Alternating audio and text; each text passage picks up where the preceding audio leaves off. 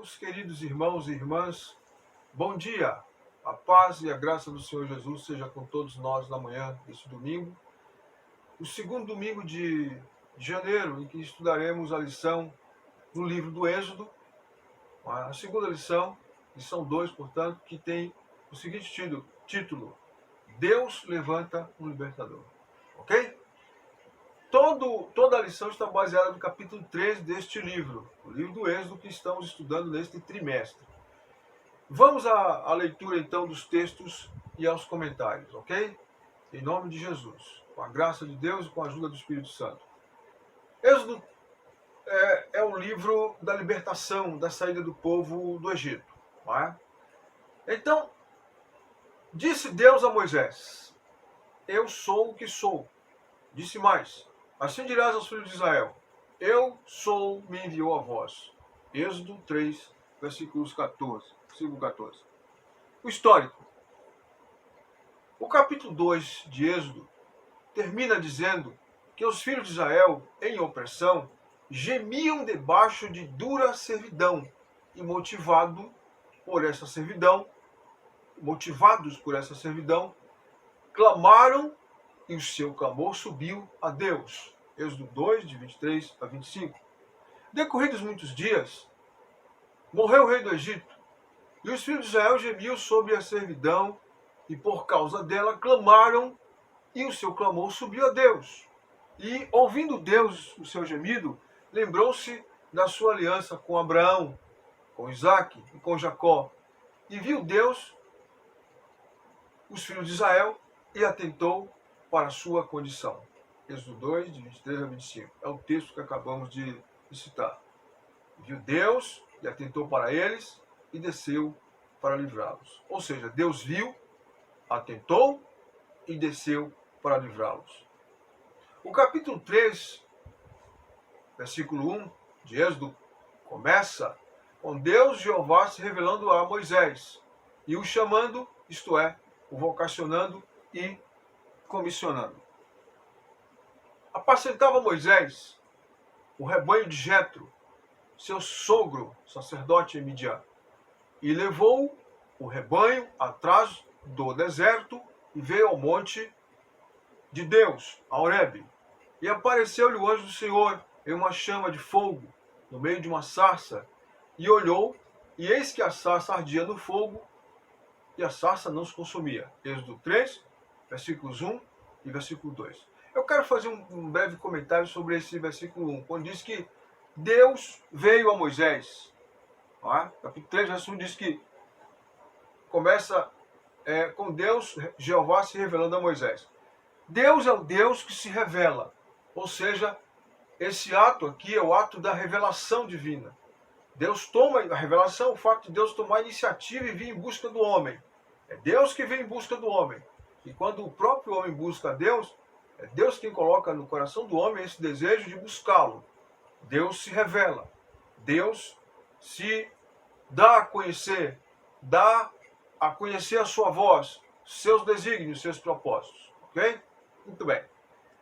Moisés, que fora preparado nas melhores universidades ou faculdades do mundo de então, sendo ele mesmo, quanto ao preparo humano, talhado no físico, intelecto e na mentalidade estratégica para ser o próximo faraó, pensa que, por meio de seus dons e atribuições humanas, poderia libertar o seu povo.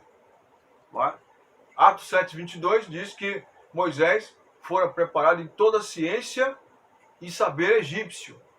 Portanto, isso aqui vai dizer que ele foi preparado nas melhores escolas, nas melhores faculdades, nas melhores academias do Egito. O Egito, naquela época, era o maior império, o maior e mais poderoso império do mundo, senhores. Então, Moisés, tendo já 40 anos de idade, se apresenta ao povo hebreu, seu povo, portanto, como paladino deste. Mas nem ele, Moisés, nem o seu povo, Israel, isto é, os hebreus, estavam prontos para a redenção. Não estavam prontos. Não era o momento. Não era o momento. Vontade humana não expressa a vontade de Deus. Nem sempre, na maioria das vezes não. Fazer a obra de Deus pela carne, pelo instinto, não é? Pelo ativismo, não vai obter vitória espiritual, vitórias e êxitos espirituais.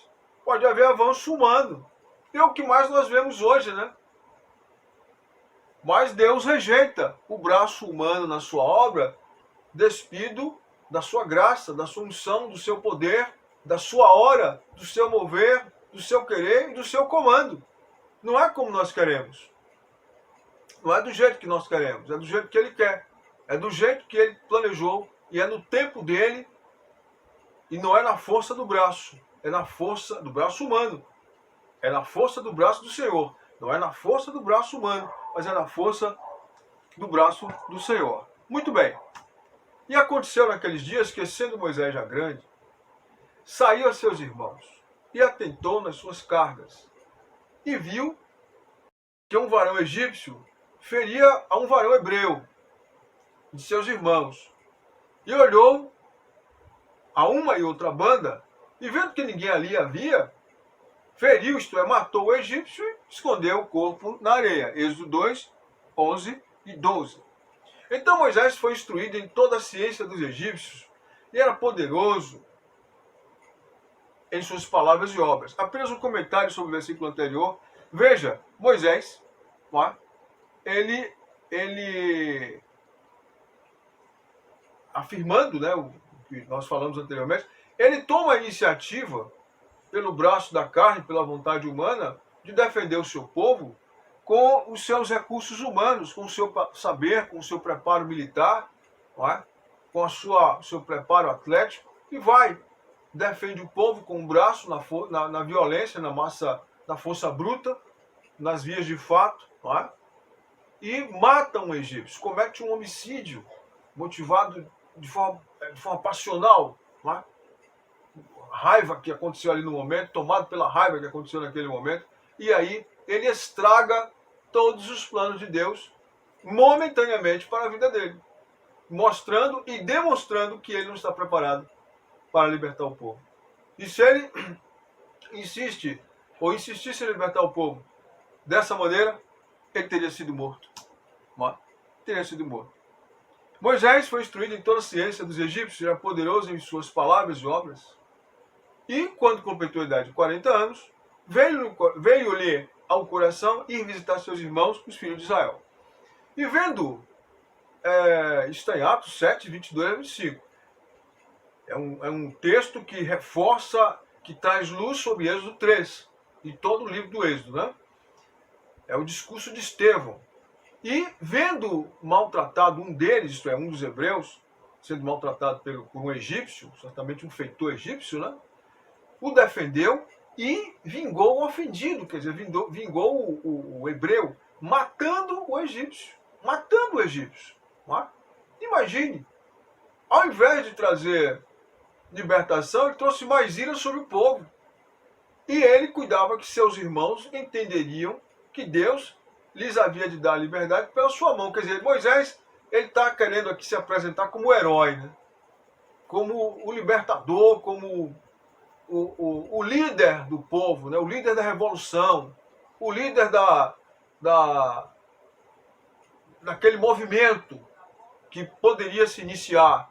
Mas seria um movimento humano, uma rebelião que seria sufocada de forma sangrenta pelo Império Egípcio, que tinha homens e armas, talvez não em maior número, mas tinha armas, e homens com preparo para lutar e matar.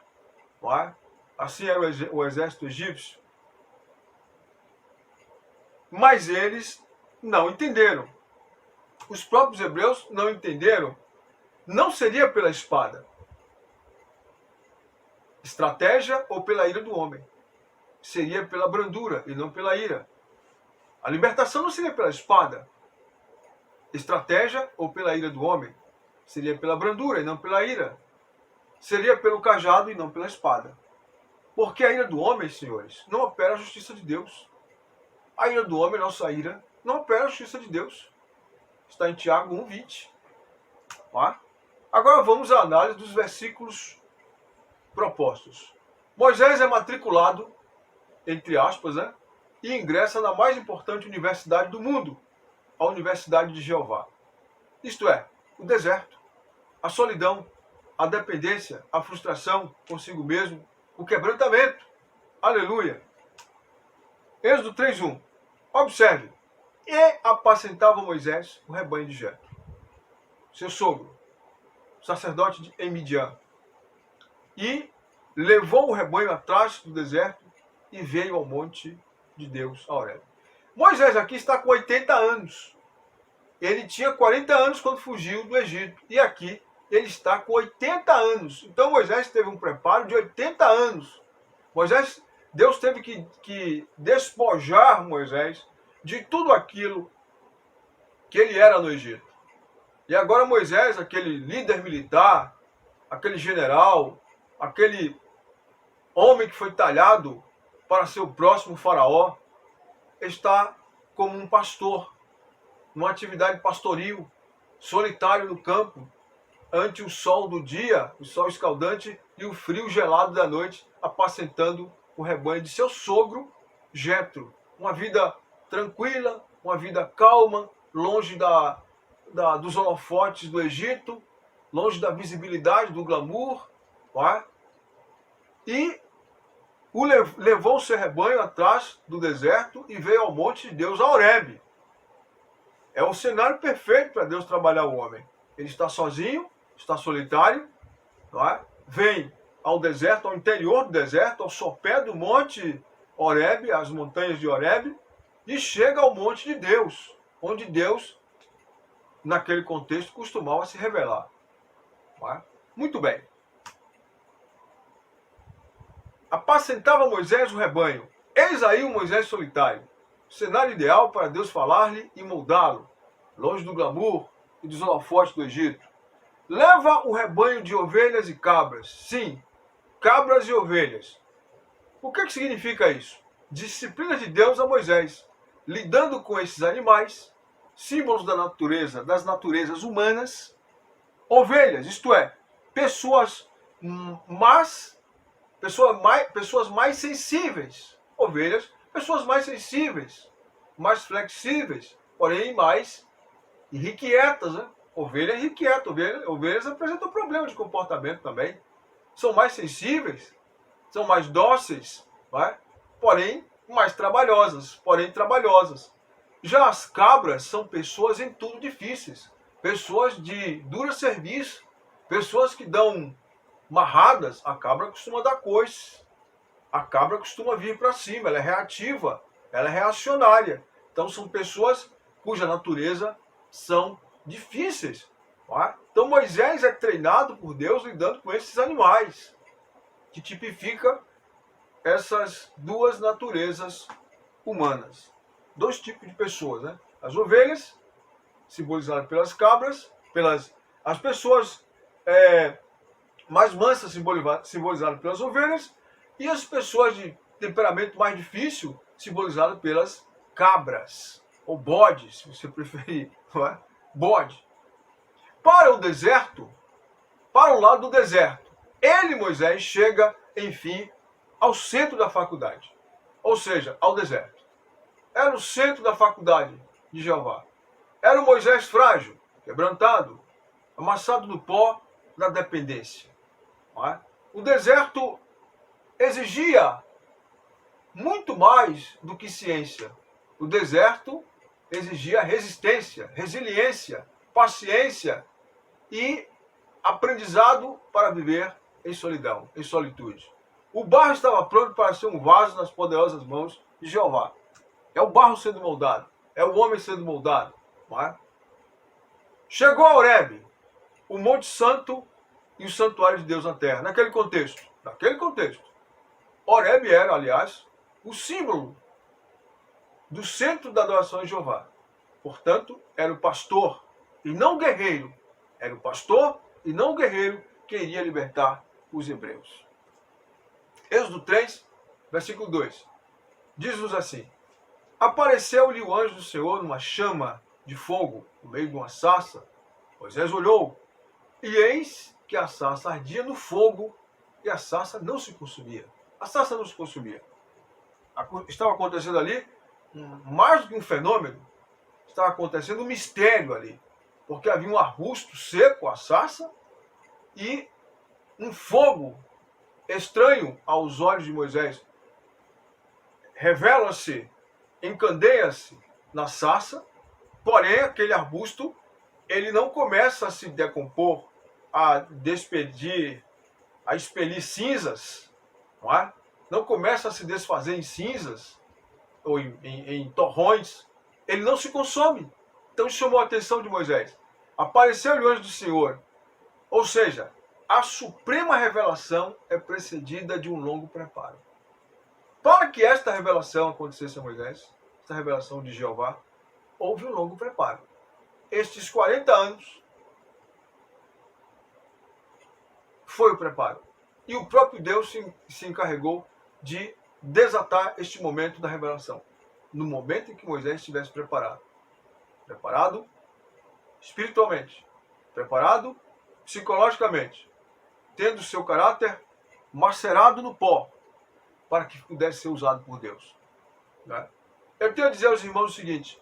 Muito pouco do que sabemos da nossa carne e do nosso conhecimento pode ser usado por Deus. Não é que não seja usado, mas vai ser usado da maneira dele.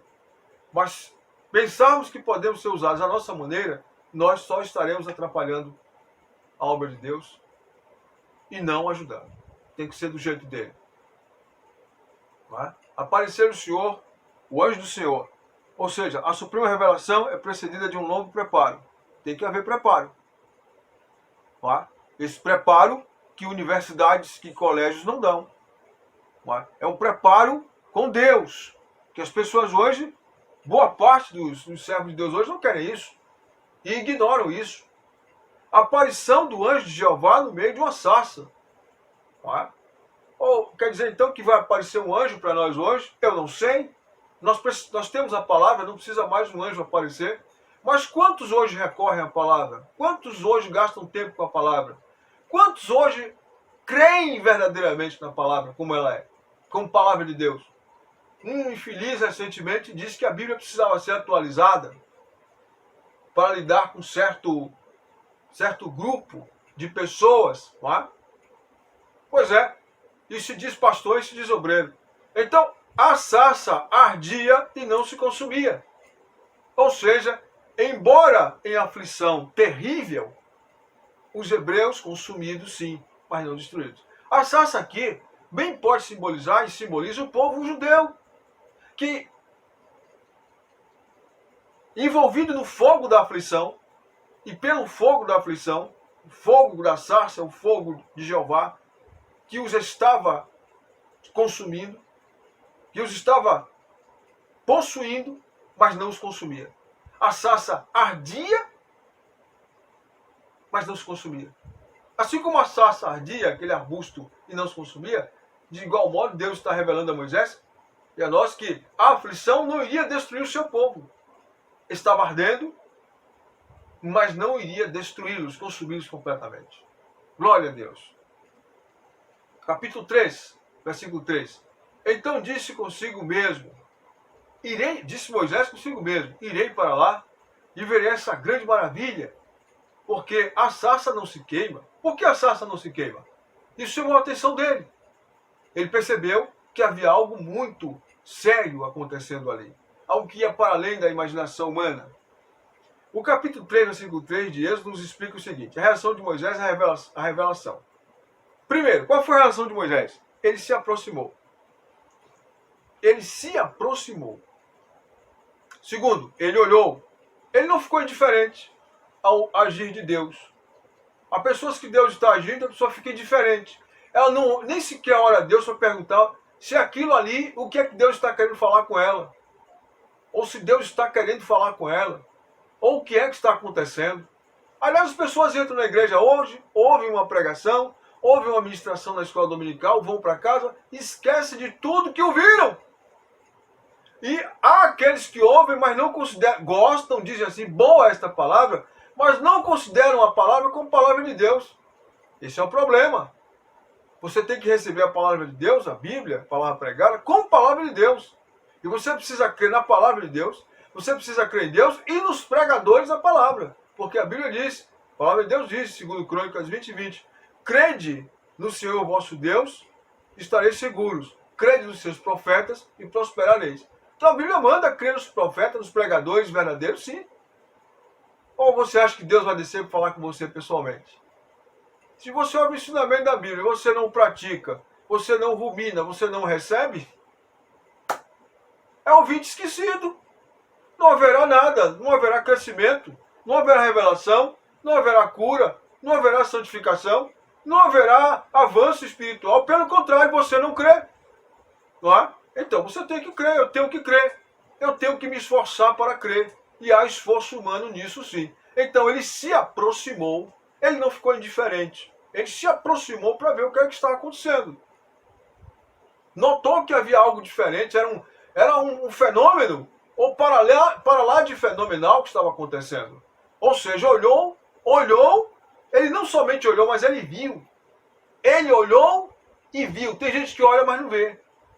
Tem gente que está olhando, mas não vê, como tem gente que escuta, mas não ouve. Então ele olhou e viu. Ou seja, ele não somente olhou, mas ele foi além do olhar. Ele percebeu algo diferente naquela sarça. E a terceira atitude de Moisés, ele indagou sobre aquele mistério. Ele não conhecia, mas ele indaga. Ele pergunta. Pronto, o cenário está preparado para que Deus se revele a ele. O mesmo você deve fazer em sua vida. Você deve se aproximar de Deus. Eu devo me aproximar de Deus. Eu devo olhar. Eu devo ouvir. Eu devo ouvir, escutar e ouvir. Eu devo ver, olhar e ver. Eu devo ver, olhar e ver. Eu devo escutar e ouvir. São coisas diferentes. E eu devo indagar, perguntar, Senhor, o que está acontecendo? Por que isso? Até que Deus responda. Ele pode nos responder na hora, mas ele irá responder, ou ele me dará entendimento, ele me dará graça para avançar. Agora, ficar indiferente ao que se ouve, ao que se vê, não pode ser. Não é? Êxodo 3, versículos 4 e 5 diz, vendo o Senhor, agora vem a atitude de Deus, a reação de Deus à ação de Moisés. Nós vimos a reação de Moisés à ação de Deus, em se revelar através da sarça, que ardia, mas não se consumia. E agora nós vemos a reação de Deus à ação reativa de Moisés diante da sarça. Vendo o Senhor que ele, Moisés, voltava para ver, está vendo? Deus, do meio da sarça, o chamou e disse, Moisés, Moisés! Ele respondeu, eis-me aqui.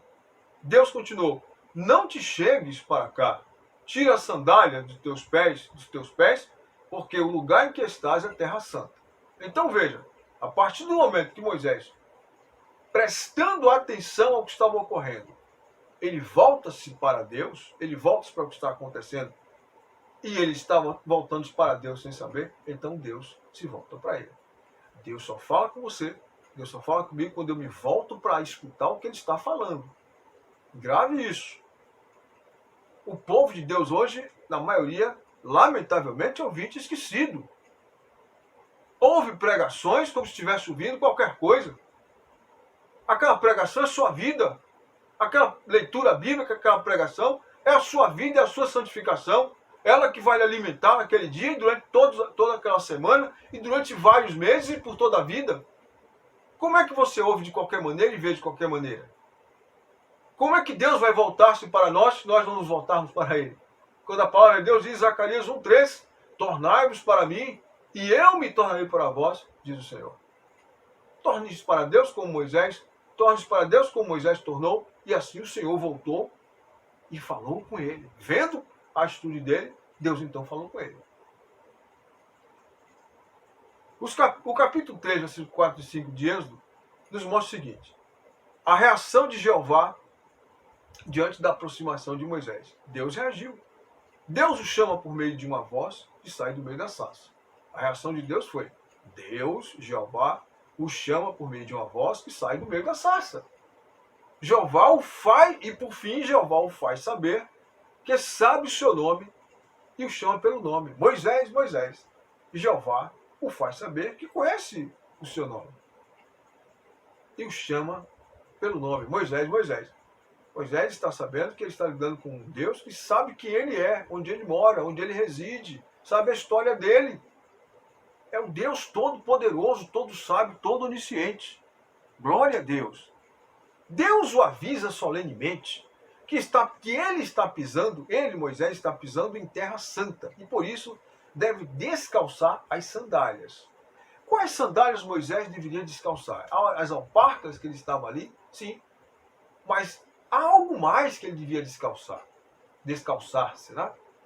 Ele está em terra santa, ele está lidando com um Deus que não é semelhante aos deuses talhados em pedra ou esculpidos em mármore do Egito, em argila, em barro, não. É o Deus vivo, é o Deus santo e todo-poderoso, é o Deus que é fogo consumidor.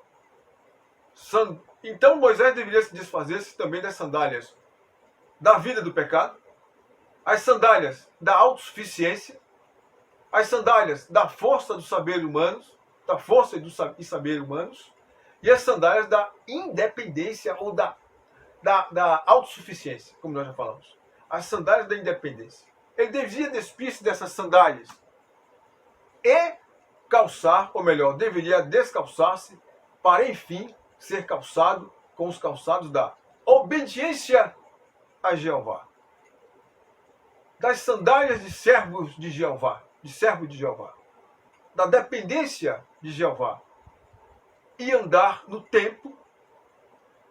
Ele deveria calçar-se também com as sandálias que o levariam a andar no tempo, no passo e no compasso de Deus, Jeová.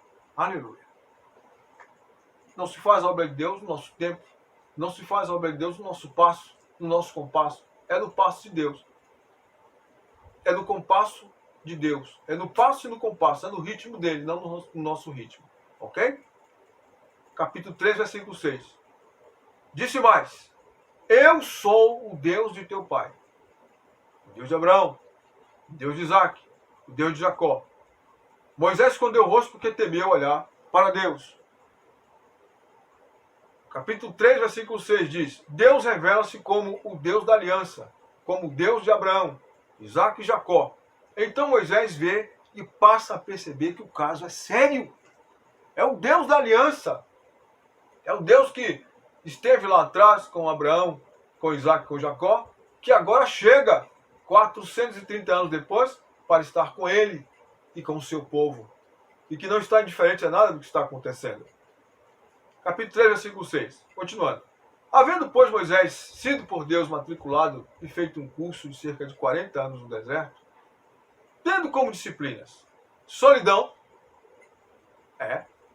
dificuldades, quebrantamento, abalo na aparência, rugas, envelhecimento, calos nas mãos, pele queimada pelo sol escaldante, despojamento da glória e resquício do glamour do Egito, despojamento da glória e resquícios do glamour do Egito. Deus teria que tirar tudo o que ele trouxe de bagagem do Egito. Tudo. De dentro, por dentro e por fora. Ele também tinha que ser forjado na escola da oração, da meditação e do jejum. E foi. Ele também teria que ser forjado na escola da formação de uma família com uma mulher simples, uma camponesa. Uma mulher temente a Deus. E não uma mulher da moda. Uma mulher cujo figurino era a mente, o saber, o comportamento e as indumentárias do Egito. Não, era uma mulher simples. Uma mulher camponesa, mas uma mulher temente a Deus. Uma mulher dos campos. Uma mulher filha de um pastor. Uma mulher de vida simples, mas uma mulher fiel. Uma mudança total, por fim, no seu estilo de vida. Capítulo 3, versículos 6 e 7 diz: Disse mais o Senhor: Eu sou o Deus de teu pai, o Deus de Abraão, o Deus de Isaac, o Deus de Jacó. E Moisés encobriu o seu rosto, porque temeu olhar para Deus. E disse o Senhor: Tenho visto atentamente a aflição do meu povo, e tenho ouvido o seu clamor por causa dos seus exatores, porque conheço as suas dores. Conheço as suas dores. Mas por que Deus não agia logo? Por que Deus deixou passar tanto tempo? E nós pensamos talvez que Deus não está nos vendo. Que Deus está indiferente. Agora, pois, Moisés estava pronto. Pronto para a sua primeira aula prática. Primeiro teste. Voltar ao Egito. Moisés agora está pronto, 80 anos. 80 anos. Passa 40 anos no Egito. 40 40 anos, melhor dizendo, em Midian. Ele passa 40 anos no Egito, dos 0 aos 40 anos, vai para Midian, fugindo da ilha do rei, passa mais 40 anos sendo preparado por Deus, sem saber que está sendo preparado. E agora ele está pronto para a sua primeira aula prática. Seu primeiro teste, voltar ao Egito. Jeová deixa claro que é o Deus de seus pais, o Deus Todo-Poderoso. Deixa claro que sabe e conhece bem os sofrimentos de Israel no Egito. E o motivo desses sofrimentos. Deus sabia e sabe por que o povo está sofrendo. Não era à toa, havia um propósito. Lembre-se, há um propósito. Há um propósito em cada coisa que acontece. É estranho para mim, é estranho para você. É doloroso para mim, é doloroso para você. Mas há um propósito. Havia um propósito naquele sofrimento. Havia um propósito naquele sofrimento. Não era algo solto que estava acontecendo, fora do controle de Deus, fora do plano de Deus. Se lembre que Deus faz com que todas as coisas contribuam para o bem daqueles que amam a Ele. Não significa dizer que todas as coisas são para o nosso bem, mas que Deus opera nessas coisas que estão acontecendo para fazê-las concorrer para o nosso bem. Entendeu? Deus, embora ciente das cargas e dores de Israel, só agiria em seu próprio tempo. Haveria de acontecer e estava algo em andamento. Mas o que estava em andamento?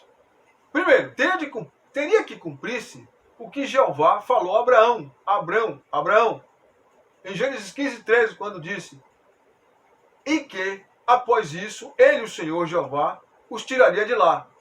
Ou seja, pois ainda não era o tempo. O que foi que Deus disse? Sabe com certeza que a sua descendência será peregrina em terra estranha, será perseguida e massacrada em terra estranha por 400 anos. Mas eu os tirarei de lá e julgarei a nação a qual eles têm que servir. E que por isso, ele, o Senhor Jeová, os tiraria de lá. Pois ainda não era o tempo. Ou seja, durante os 400 anos, não era o tempo. O povo estava crescendo, se multiplicando, com sofrimento, é claro, mas havia um plano em andamento ali. Havia certo cuidado na escravidão. Havia certa proteção na escravidão. Porque o Egito servia de escudo para Israel na escravidão. Israel no deserto, Israel solto no mapa, na terra, ele era alvo fácil para inimigos, pois ele não tinha armas. Eram nômades. Seriam feitos escravos por outros povos, talvez muito piores que os egípcios, com toda certeza. Então, de certa maneira, os egípcios serviram-lhes de proteção, entre aspas, até certo ponto. Não é? Com as dificuldades inerentes, é claro. Porque existe aí o efeito do pecado que Deus ameniza, mas não tira. Eles tinham comida, eles tinham casa, trabalhavam duro, mas se multiplicavam. Até que vem a ira de um rei, é o período mais duro. Mas não foram 430 anos de servidão. Foram 430 anos no Egito, porém um período do rei, desse rei que reassume, ao que tu indica foi Ramsés, que recupera a dinastia egípcia, não é? E que passa a perseguir de forma cruel o povo, ordenando inclusive a morte das crianças sendo lançadas no Nilo para os crocodilos e mortas de outra maneira, não é? O que está no capítulo 2. Não é? Teria de cumprir isso que Jeová falou, pois ainda não era o tempo. Havia um plano em andamento e um propósito na escravidão. O propósito da escravidão era proteção. O Egito, de certa forma, era um escudo para a proteção de Israel, mesmo com o sistema de escravidão. Não é? Não tenha dúvida disso. E o povo estava crescendo porque Deus estava controlando aquelas dores ali para que o povo não fosse dizimado. Era a sarça ardendo, mas não se consumindo. A sarça, ou seja, o povo ardia na aflição, mas não se consumia. Quanto mais a sarça ardia, mais o povo se multiplicava. Ou seja, quanto mais o povo, que é a sarça simbolizada aí, passava por aflição, mais ele se multiplicava. Entende? Porque Deus estava no controle do processo, estava e está. Então disse a Abraão, saibas de certo, ainda era Abraão, né? Saibas de certo que peregrina será a tua semente em terra que não é sua, em terra estrangeira, terra alheia, e servi-los-á e afligi-la-ão 400 anos, sendo que a parte mais cruenta da aflição, mas que não passou por aflição, a parte mais cruenta da aflição foi aqueles últimos 50, aqueles últimos 100 anos, com aquela dinastia daquele faraó. Não é? Mas também eu julgarei a gente a qual servirão, e depois sairão com grande fazenda. Deus, portanto, já havia anunciado que a libertação não se daria senão após o cumprimento de 400 anos. Teria que se passar 400 anos. E ao todo o livro do Êxodo fala que foram 430 anos. O dia que todos os exércitos saíram, todos os exércitos de Deus, ou seja, o povo de Deus saíram do Egito. Ali em Êxodo capítulo 12, tá? Foram 430 anos. 430 anos ao todo, né? Muito bem. Então havia um plano em andamento. Deus estava controlando tudo que estava acontecendo. Tá? Teria que se cumprir os 430 anos também, porque a terra para a qual eles seriam enviados, seriam levados, introduzidos por Deus, ou seja, a terra de Canaã, na qual habitavam 7 nações, Deus está esperando, porque Deus é justo, que a iniquidade dessas nações encha a medida para desapossá-los de lá. Entendeu? Porque Deus não tira, não destrói uma pessoa assim, um povo, porque deu na telha dele, não. Primeiro, ele é justo. E ele tem que dar tempo para que este povo, esta nação, esta pessoa, esta família, enfim, se arrependa. Dado este tempo, que eu e você não sabemos quanto tempo é, porque ele dá para cada um, esgotado este tempo que foi dado, então, ele pode dar o basta. Ele não havia dado o basta ainda para essas 7 nações. O Eteu, o Eveu, o Amorreu, o Girgazeu, o Jebuseu, né, o Amorreu. Tá? Esses povos que compunham ali a habitação de Canaã. Deus diz que ainda não havia enchido a medida dos pecados deles. E que isso estaria pleno após os 400 anos. Então, Deus pode tirar Israel do Egito e introduzi-los em Canaã, ordenando a Israel que sirva de instrumento de sua ira para destruir esses povos. Ok? Versículo 8. Portanto, desci, observe, portanto, desci para livrá-lo da mão dos egípcios e para fazê-lo subir daquela terra, uma terra boa e larga, uma terra que mana leite e mel, ao lugar do cananeu, do Eteu, do Amorreu, do Ferizeu, do Eveu e do Girgazeu. Está vendo? Observe. Versículo 8, vamos aqui interpretar. O verdadeiro libertador e a causa da libertação foi o próprio Deus. Entendeu? Jeová, o Deus da aliança, desceu para livrar Israel, tendo como alvo a libertação física, emocional, mas principalmente a libertação espiritual.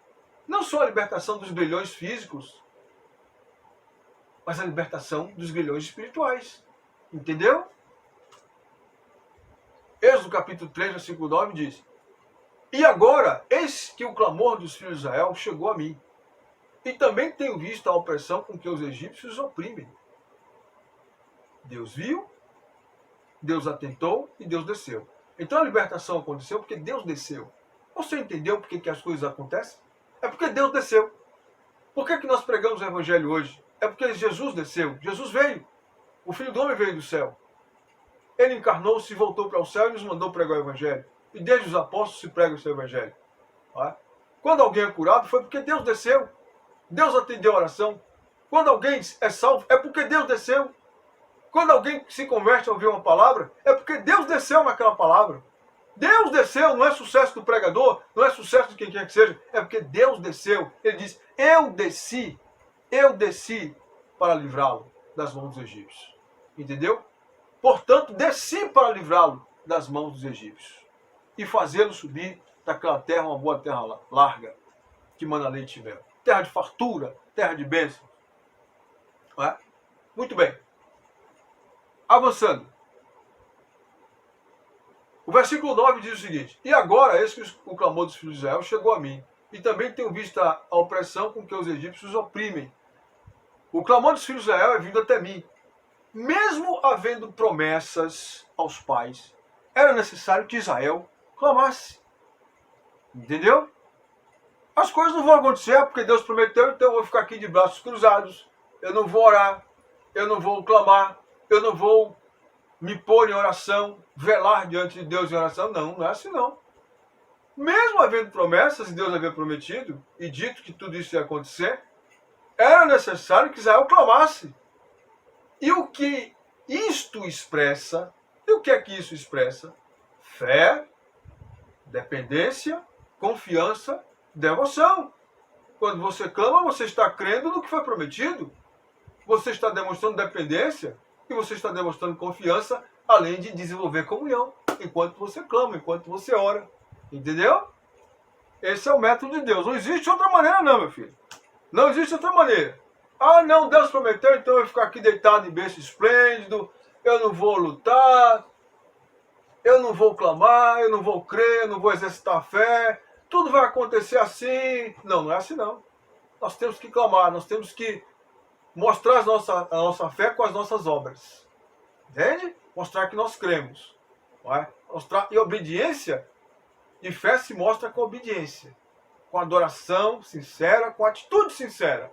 Não é? Se mostra que se crê como? Praticando a palavra. Como é que eu mostro que creio na palavra? Lembrando dela e praticando ela na minha vida, no meu viver diário. Entendeu? Não é me esquecendo, jogando para trás a palavra de Deus e agora eu vou fazer do meu jeito aqui. Não, aqui na igreja é uma coisa, mas lá fora no mundo é outra. Não, não é assim não. Nós temos que praticar a palavra. E quando não praticarmos, nós temos que nos corrigir, nos julgar, para que não sejamos repreendidos e condenados pelo Senhor. Entendeu? É isso. Versículo 10 diz assim: vem agora, pois, eu te enviarei a Faraó, para que tires o meu povo de Israel do Egito. Entendeu? Deus desceu e disse: eu vou enviar você. Moisés, quem vai tirar sou eu, agora eu vou enviar você. Você vai tirar, mas quem já foi à sua frente sou eu. Entendeu? Eu vou mandar o meu anjo à sua frente, meu anjo vai com você, quiser a minha presença, o anjo da minha presença, para tirar o meu povo. Você vai ser um instrumento, Moisés. Porque ele não pode me ver. Ele vai ver você, mas quem vai estar à sua frente e atrás de você sou eu. Quem vai estar sobre você agindo sou eu. É o seu cajado, mas é o meu poder que vai estar entrando em ação para confirmar cada ação que você fizer e disse a Arão para que faça. Já que Moisés era como Deus, falando, e Arão era o profeta. Não é? Era Arão que executava os milagres. Não é? Muito bem. O versículo 10 mostra que, embora fosse Deus, embora fosse Deus através de seu anjo, a causa da libertação, o meio seria Moisés. Ou seja, o versículo 10 mostra que, embora fosse Deus através de seu anjo, a causa da libertação, o meio seria Moisés. Deus é a causa. Agora o meio pelo qual a libertação se daria é Moisés. Nós somos apenas o meio, irmãos. A causa é Deus. A causa é Jesus. A causa é o Espírito Santo. A causa é a palavra de Deus. Nós somos o meio. Nós não somos nada mais do que o meio. E já é muita coisa sermos o meio. Deus não precisa de nós. Mas ainda assim Ele quis precisar de nós, sem precisar de nós. Porque Ele é maravilhoso. Porque Ele é bondoso e nos inclui no processo. Glória ao seu santo nome. Versículo 11 diz: então Moisés disse a Deus: quem sou eu que vá a Faraó e tire os filhos de Israel do Egito? Quem sou eu que vá a Faraó e tire do Egito os filhos de Israel? E disse Deus: certamente eu serei contigo. Aqui está o segredo. Moisés agora é um homem macerado no barro, um homem pronto, um homem despido da autossuficiência, aquele homem que pegou a espada e matou o egípcio, cheio de si, não é? Aquele sentimento de prepotência, de orgulho, de poder próprio, não é? De ensimesmado, todo ensimesmado. Ele está despido disso. Ele agora está ali, após 40 anos, no anonimato, esquecido. Não é? Ninguém no Egito se lembra e nem sabe que ele está vivo. Mas o Deus Todo-Poderoso estava olhando para ele e preparando ele para aquela grande missão. Então, só que esse preparo envolvia o esvaziamento de si, do eu, do ego, das suas prerrogativas humanas, que Deus iria usar à frente, mas agora a sua maneira, e não a maneira dele, a maneira arrogante, a maneira da carne, não é? com o pendor da carne, mas sim com o pendor do Espírito. Não pelo pendor da carne, não pela inclinação da carne, não pela força do braço, do intelecto, mas pelo poder do Espírito. Não por força e nem por violência, mas pelo meu Espírito, diz o Senhor. Então é o Moisés humilde. É o Moisés que é ensinado a ser humilde pelas circunstâncias que ele viveu. Quem sou eu que vá a Faraó? Ele não se considera digno. É um homem que está com uma autoimagem em baixa. Está pronto para ser usado por Deus. Para ser cheio do Espírito de Deus. Ninguém pode ser cheio do Espírito de Deus, cheio de si mesmo. Cheio de sua autossuficiência. Montado no cavalo da autossuficiência. No salto alto da soberba. Não, porque adiante da honra vai a humildade. A soberba precede a queda, para diante da honra vai a humildade. E Deus diz, certamente eu serei contigo. Aqui está o segredo. Moisés, eu estou vendo. Mas eu serei com você, Moisés. Eu serei a sua glória. Não é mais a glória do Egito, a glória do general, a glória do capitão, a glória do futuro faraó do Egito. Não. Eu serei com você, Moisés. Serei contigo. Isto será por sinal de que eu te envio. Quando houver tirado este povo do Egito, servireis a Deus neste monte. Você vai trazer este povo aqui neste monte para que eu lhe ensine as minhas leis e eles me adorem. Glória a Deus. Êxodo capítulo 3, versículos 11 e 12 diz. Vamos analisar aqui mais profundamente. Moisés se mostra indigno e tem uma autoimagem baixa acerca de si mesmo. É o que nós falamos. Mas aquele que o chamou, ou seja, Jeová, o está capacitando. Não é mais a capacidade adquirida nos 40 anos que viveu no Egito, mas agora é a capacidade dada pela unção de Deus, pelo cajado de Deus, pelo poder de Deus e pelo anjo que ia à sua frente, enviado por Deus. Êxodo 3, versículos 14 e 15. 13, 14 e 15. Então disse Moisés a Deus, eis que, quando vier os filhos de Israel, e lhes disser, o Deus de nossos pais me enviou a vós, eles me disserem, qual é o seu nome? Que lhe direi? E disse Deus a Moisés, eu sou o que sou. Disse mais, assim dirás aos filhos de Israel, eu sou, me enviou a vós. Êxodo 3, 15. E disse mais a Moisés, assim dirás aos filhos de Israel, o Senhor Deus, o Deus de vossos pais, o Deus de Abraão, o Deus de Isaac e o Deus de Jacó, me enviou a vós, este é o meu nome eternamente, este é o meu memorial de geração em geração. Ou seja, Deus Jeová revela seu nome eterno a Moisés. E o ordena que diga ao povo que foi ele, Jeová, que o ordenou, que o enviou. Deus revela o seu nome e o envia ao povo e ordena que diga a este que foi ele, Jeová, que o enviou. Vai e ajunta os anciãos e dize-lhes, o Senhor, Deus de vossos pais, o Deus de Abraão, o Deus de Isaac e de Jacó, me apareceu dizendo, certamente vos tenho visitado e visto o que vos é feito no Egito. Deus manda a Moisés dizer isso ao povo e aos anciãos. Vai? Ou seja, ordena a Deus a Moisés que reúna aos líderes do povo e diga-lhes que Jeová lhe falou e tudo o que ele viu, para testar-lhes a fé. Para testar-lhes a fé. Ok? Deus manda a Moisés dizer isso, eles não viram, mas Deus manda a Moisés dizer para que eles creiam nele e creiam que Deus o enviou, para testar a fé deles. Este é o método de Deus. Muito bem, versículo 19 diz, e ouvirão a tua voz, e irás com os anciãos de Israel ao rei do Egito, e lhe dirás, o Senhor, o Deus dos Hebreus, nos encontrou, agora, pois, deixa-nos ir caminho de 3 dias para o deserto, a fim de que sacrifiquemos ao Senhor nosso Deus. Eu sei, porém, que o rei do Egito não nos deixará ir, se não for obrigado por mão forte. Jeová advertiu a Moisés que a missão não seria fácil, e seria em etapas. Que o faraó faria jogo duro, mas que no fim seria quebrado e os deixaria sair. Porque Deus estaria atuando em cada etapa, solapando, minando a faraó e ao seu império, ao seu reino. E ao final ele capitularia e se renderia aos pés do Senhor e aos pés de Moisés. Glória a Deus. Portanto, estenderei a mão e ferirei o Egito. É Deus falando. Eu, Moisés, estenderei a mão e ferirei o Egito, com todos os meus prodígios que farei no meio deles. depois os deixará ir.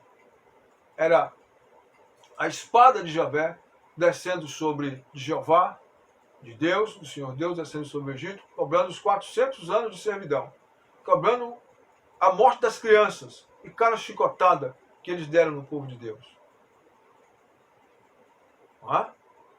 Deus deixa que a justiça seja perpetrada, mas ele virá cobrar. Não se esqueça disso. Os juízos que Deus derramou sobre o Egito revelam sua justiça. Embora permita a dor e a injustiça e até o martírio de inocentes, Jeová revelará sua justiça. Entendeu? Jeová revelará sua justiça, não vai ficar impune. Jeová comissiona seu servo, importante. Preste muita atenção que nós estamos terminando essa aula. Jeová comissiona seu servo Moisés para efetuar 2 libertações. 2. Primeiro, a libertação física. Libertação dos grilhões, libertação dos açoites. Libertação física, libertação dos grilhões, dos açoites. Libertação geográfica. Diríamos até a libertação moral. Mas também a missão era não somente tirar Israel do Egito, mas principalmente tirar o Egito de dentro de Israel. Em Atos 7,39 está escrito: a quem nossos pais não quiseram obedecer, ou seja, a Moisés. Antes o repeliram e no seu coração voltaram para o Egito. Eles intentaram voltar ao Egito tendo constituído um capitão no bezerro de ouro, no caso do bezerro de ouro, e na rebelião de Datã, Corá e Abirão. Não conseguiram voltar geograficamente. E outras 10 vezes eles reclamaram, murmuraram contra Deus. E disseram: por quê? Não seria melhor morrermos no Egito, onde tínhamos panelas de carne, cebolas, pepinos, porros e etc. Tínhamos fartura e tínhamos casa? Chamaram o maná de miserável, de pão miserável, o pão que Deus mandou do céu, e chamaram de miserável. Blasfemaram contra Deus e contra o pão que Deus enviou.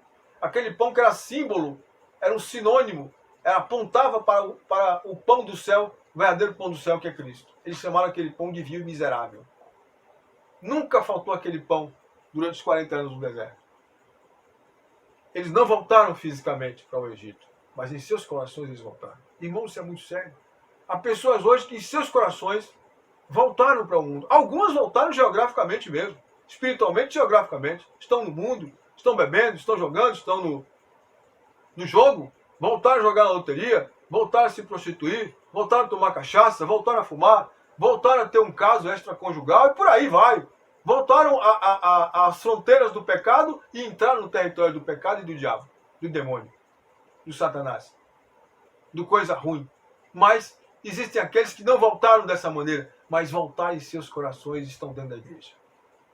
Que Deus tenha misericórdia de você, que Deus tenha misericórdia de mim. Se arrependa hoje do seu pecado, se for o caso, ouvindo essa palavra, prostre-se diante do Senhor e dê lugar ao seu espírito. Arrependa-se enquanto você pode, no dia que se chama hoje. Hoje, se ouvirdes a sua voz, não endureça o seu coração. Você voltou ao Egito em seu coração? Você é um daqueles, ou uma daquelas que diz: quando eu não era crente eu vivia melhor? Você está blasfemando contra Deus, se blasfemou contra Deus. Peça perdão a Deus e agradeça a Deus pela sorte que Ele deu. Porque não é sorte, pela herança que você tem hoje, desde o dia que você recebeu Jesus, desde o dia que Jesus recebeu você. Eu termino dizendo que a graça do Senhor seja com todos nós. Amém.